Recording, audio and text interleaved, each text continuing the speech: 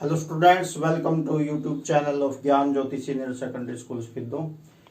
तो बेटा 10th chemistry में आपका चैप्टर शुरू किया हुआ है केमिकल रिएक्शंस एंड इक्वेशंस।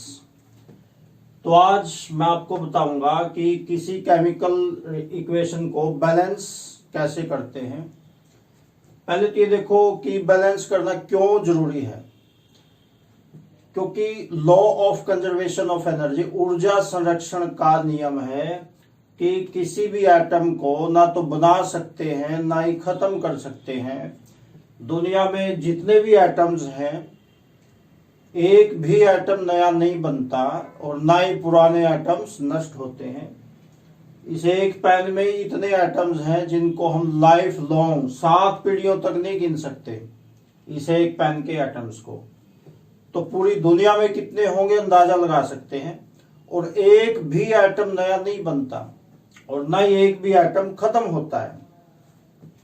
तो जैसे इक्वेशन देखिए, पिछली वीडियोस में मैंने आपको इक्वेशंस करवाई थी और पिछली वीडियोस जिन्होंने नहीं की, अभी तक नहीं देखी, उनको ये वीडियो समझ में नहीं आएगी।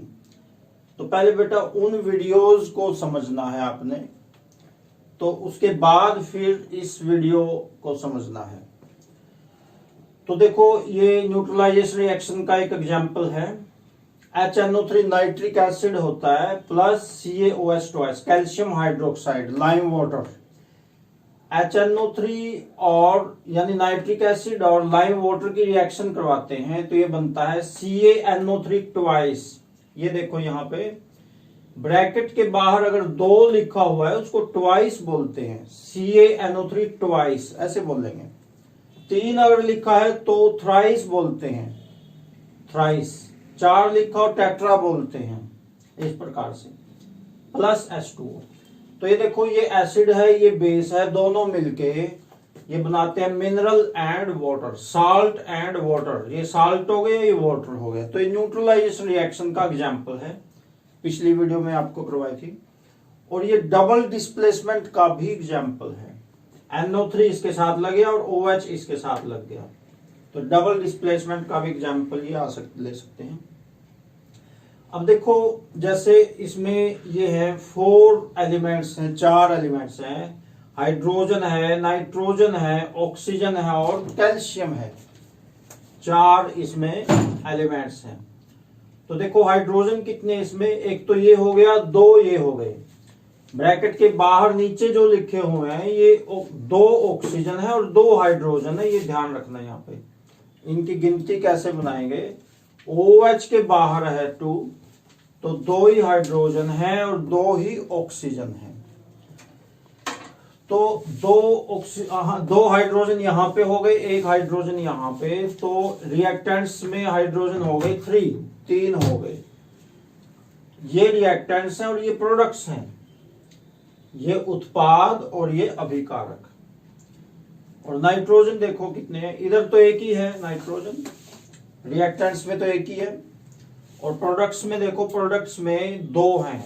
NO3 के नीचे 2 लिखा हुआ है, तो N फिर 2 नाइट्रोजन प्रोडक्ट्स में है। तो रिएक्टेंट्स में तो 1 है, प्रोडक्ट्स में 2 हैं। ऑक्सीजन देखो ध्यान से, ऑक्सीजन देखो 3 और 2, 5 हो गई रिएक्टेंट्स में। इन रिएक्टेंट्स में 5 हो गई ऑक्सीजन। और प्रोडक्ट्स में देखो 6 तो ये हो गई। O3 2 बार, O3 2 बार का मतलब 6 है, ये ध्यान रखना है। 6 ये हो गई और 1 वो हो गई, 7 ऑक्सीजन हो गई 7। कैल्शियम देखो, कैल्शियम तो इधर भी एक ही है और उधर भी एक ही है। ये तो बैलेंस है। तो बैलेंस करना क्यों जरूरी है, ये देखो रिएक्टेंट्स में जब 3 हाइड्रोजन थे, प्रोडक्ट्स में 2 हैं, तो 1 हाइड्रोजन कहां चला गया, ऐसा नहीं है नेचर में। एक एक एटम का हिसाब किताब है नेचर में।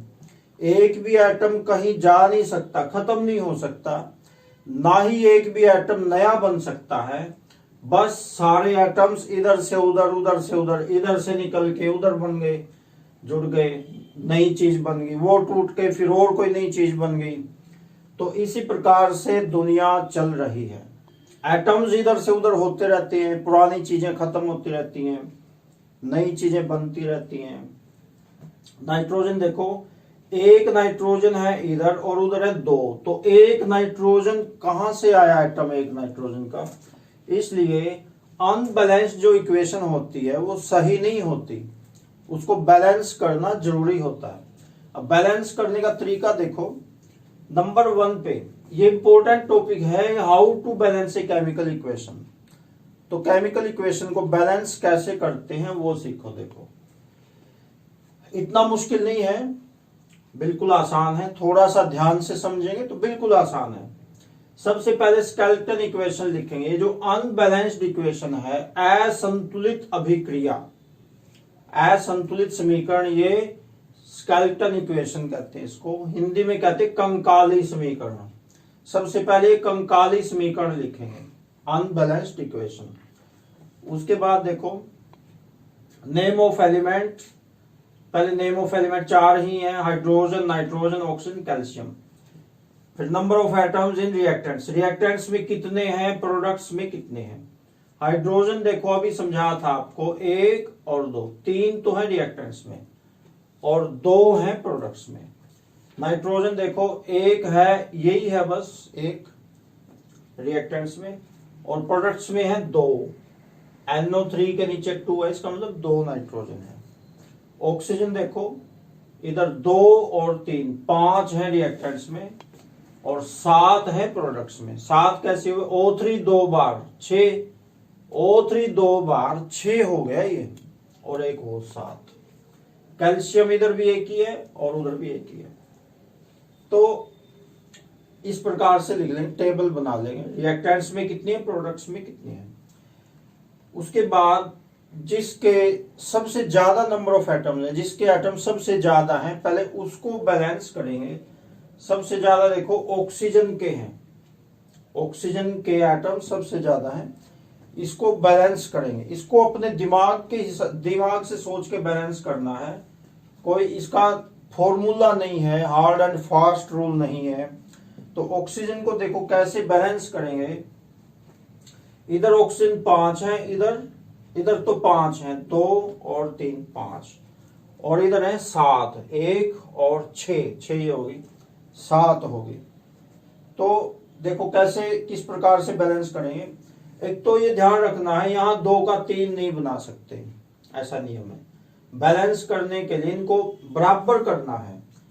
बैलेंस करने का मतलब जितने एटम्स इधर हैं उतने ही उधर होने चाहिए, रिएक्टेंट्स में जितने हैं प्रोडक्ट्स में उतने ही होने चाहिए, बराबर करना है हमने उन एटम्स को। जैसे इधर 8 है तो इधर भी 8 ही होने चाहिए, बराबर करना है अपने दिमाग से सोच के। तो एक नियम है कि यहां आगे लिख सकते हैं जो कुछ भी लिखना है, यहां नहीं लिख सकते, नीचे नहीं लिख सकते। जैसे H2 कर दिया, ऐसे नहीं कर सकते, यहां कर सकते हैं। 2 3 4 जितना भी लिखना चाहें बैलेंस करने के लिए यहां लिख सकते हैं, यहां लिख सकते हैं, आगे यहां लिख सकते हैं और यहां लिख सकते हैं। यहां नहीं कुछ भी कर सकते, यहां कुछ नहीं कर सकते, सिर्फ आगे ही लिख सकते हैं बैलेंस करने के लिए। तो देखो किस प्रकार से ऑक्सीजन को कैसे बैलेंस करेंगे, थोड़ा दिमाग से सोचना पड़ेगा। अगर यहां 2 लिख के देखते हैं, अभी स्टार्टिंग में आइडिया से रफ में करना है ये काम पहले, क्योंकि इसमें कटिंग भी होगी। मान लो एक यहाँ 2 लिखा हमने और वो सही नहीं पाया, तो हो सकता है 3 भी लिखना पड़ जाए, 4 भी लिखना पड़ जाए। तो शुरू में ये काम रफ में करना है, रफ साइड में। तो अभी देखते हैं 2 लिख के देखते हैं यहां पे, और तो देखिए ऑक्सीजन की कितने हो गए, 2O3, 6 हो गई है। अब ये 2 जो लिखा है ये तीनों के आगे है, हाइड्रोजन के आगे भी है ये, नाइट्रोजन के आगे भी, ऑक्सीजन के आगे भी, तीनों के आगे है ये 2। तो O3 2 2 बार 6 हो गए, 6 और 2 ये 8 हो गए। अब उधर भी 8 ही कर देते हैं। 8 देखो कैसे करेंगे, 6 तो ये है, यहां 2 लिख दो आगे तो हो गए 8, 6 तो ये है ही, 2 आगे लिख देंगे तो 2O, 2 ऑक्सीजन ये हो गए, 6 ये हो गए, 8 हो गए। तो ऑक्सीजन तो बैलेंस हो गया। सबसे पहले जो सबसे ज्यादा जिसके एटम्स हैं उसको बैलेंस करना है। जैसे आगे 2 लिख के देखा तो 8 हो गए, इधर इधर भी 8 कर देंगे तो 2 आगे लिख के तो 8 हो गई। ऑक्सीजन तो बैलेंस हो गया। अब बाकियों को देखो कैसे करेंगे। उसके बाद उससे कम जिसके एटम्स हैं उसके उससे कम है हाइड्रोजन के, इसको बैलेंस करते हैं। अब देखो हाइड्रोजन इसमें देखना है, उसमें नहीं देखना। अब जो 2 लिखा है इसको लिखने के बाद जो इक्वेशन बनी है उसमें देखना है कि क्या लिखना है। हाइड्रोजन देखो कितने हो गए, इधर 2 और 2, OH ट्वाइस का मतलब 2 हाइड्रोजन ये और 2 ये, 4 हो गए। और इधर देखो यहां हाइड्रोजन है ही नहीं, ये 2H2 4, ये ऑटोमेटिकली बैलेंस हो गया हाइड्रोजन। 2 और 2 4 हाइड्रोजन इधर और इधर भी 4 ही है, बराबर हो गया। यानी जितने एटम इधर हैं उतने ही उधर होने चाहिए। हाइड्रोजन अपने आप ही बैलेंस हो गया। हमने तो ऑक्सीजन को बैलेंस किया था, यहां 2 और यहां 2 लिख के, हाइड्रोजन अपने आप ही बैलेंस हो गया। अब उसके बाद देखो नाइट्रोजन है, नाइट्रोजन को बैलेंस करना है। नाइट्रोजन देखो इधर 2 हैं, ये 2 सबके नाम का है, आगे 2 आगे लिखा हुआ है, नाइट्रोजन भी 2 है। और इधर कितने हो गए N2, इधर भी 2 ही हैं। नाइट्रोजन भी अपने आप बैलेंस हो गया, नाइट्रोजन को भी बैलेंस करने की जरूरत नहीं पड़ी। अब कैल्शियम देखते हैं। कैल्शियम देखो इधर 1 है और इधर भी 1 ही है, ये भी अपने आप बैलेंस हो गया, सारे बैलेंस हो गए। हाइड्रोजन जितने इधर हैं उतने उधर हैं, नाइट्रोजन जितने इधर हैं उतने ही उधर हैं, ऑक्सीजन जितने इधर हैं उतने ही उधर हैं, कैल्शियम जितने इधर हैं उतने ही उधर हैं। हमने तो बैलेंस किया था ऑक्सीजन को, बाकी तीनों ऑटोमेटिकली बैलेंस हो गए। तो ये तरीका है केमिकल इक्वेशन को बैलेंस करने का। तो बुक में और भी बहुत सारे एग्जाम्पल्स हैं, उन एग्जाम्पल्स को आपने बैलेंस करके देखना है। बिल्कुल आसान है, ये मुश्किल एग्जाम्पल मैंने आपको करवाया है, बाकी तो बिल्कुल छोटे छोटे हैं, कई तो अपने आप ही सिंपली बैलेंस हो जाएंगे। तो ये तरीका है केमिकल इक्वेशन को बैलेंस करने का। तो अभी इस वीडियो में इतना ही रहेगा। नेक्स्ट वीडियो में फिर जो क्वेश्चंस बच गए हैं टेक्सचुअल क्वेश्चंस, वो उनको मैं एक्सप्लेन करूंगा। और चैनल जिसने सब्सक्राइब नहीं किया है तो चैनल को जरूर सब्सक्राइब कर लें और बेल आइकॉन का बटन जरूर दबा दें। तो अभी इस वीडियो में इतना ही रहेगा। Okay, thanks.